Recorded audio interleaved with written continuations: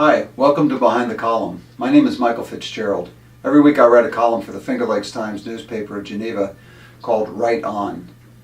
In this short video segment each week, I try to talk a little bit about why I wrote the column, the way I did, what I wrote about, maybe some of the things I left out of the column.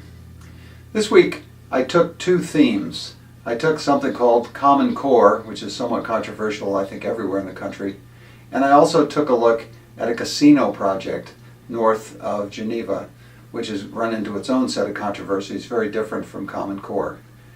This is Behind the Column, and this is Write On.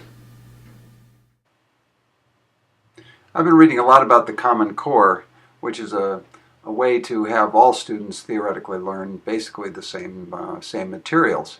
It's about as popular as a rattlesnake in a pup tent, unfortunately. I'm not opposed to a Common Core per se, particularly if it makes sense and the information is useful. Not really wild about state tests, but I'm not opposed to it. But in the thinking about it, I thought, well, if there's one thing we should be teaching our students, it's about how public finances are handled. And that took me back to my days in Petaluma, California. It was in Petaluma, California where I learned about public financing, and I learned about how city councils and people who are interested in developing communities, as in the public side of things, can be pretty easily hoodwinked by developers who encourage them to give tax breaks and do a variety of things that aren't necessarily in the best interest of the public.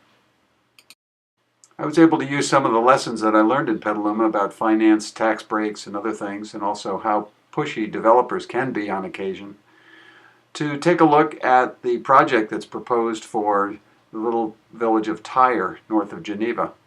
And in it, I asked a series of questions and also made some suggestions about what people really need to watch for. As part of the column, too, in reference to the casino project and the tax breaks and all of the things that developers asked for, I was able to work in a good reference to the same situation that's happening at the south end of the lake, in which the developer of the gas storage project is asking for many of the same things that the casino people are. And it's not right here either. Thanks for watching this week's segment of Behind the Column. I hope you enjoyed it.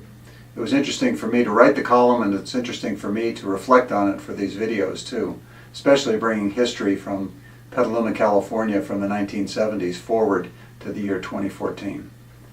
Next week I'm going to be in Oberlin, Ohio, and I suspect that my column is going to be talking about my experience at Oberlin College, talking about my book, The Fracking War, cover of which is behind me, as well as my interactions with the college students. This will be the first time I've been in a college classroom since I retired from the university, from California State University, back several years ago.